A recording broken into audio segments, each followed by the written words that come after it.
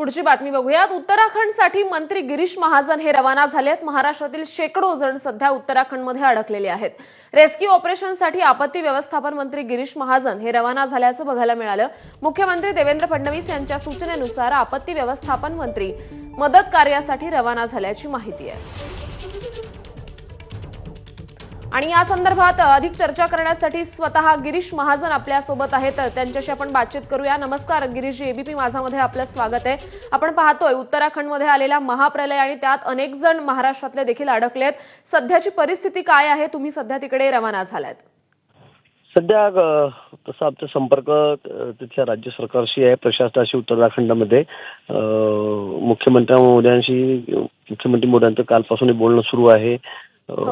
आणि आज म्हणजे तिथे जवळपास आपल्याकडे आजपर्यंत जी माहिती आली जवळपास ते 155-160 पर्यटक तिथे आपल्याला जे कळालेलं आहे की आम्ही या ठिकाणी आमच्याकडून नातेवाईक गेलेत, आमचे लोक गेले, ते ट्रेस आउट होत नाही, कॉन्टॅक्टमध्ये येत नाही अशी माहिती गेल्या काल आणि आजपर्यंत होती।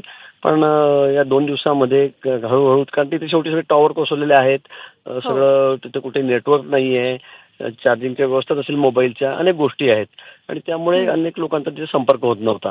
पण जवळपास 55-60 पैकी आता 100च्या वर संपर्क झालेला आहे। फक्त मेसेज किंवा व्हॉट्सअप कुठेतरी कोणाकडे आल्याची माहिती कुटुंबीय देत आहेत, पण ते कुठे आहेत, काय आहेत ते अजूनही सांगता येत नाहीये। पण असे आहेत की त्यांचं अजून लोक किंवा त्यांच्या कुठे बरं काय नाही, पण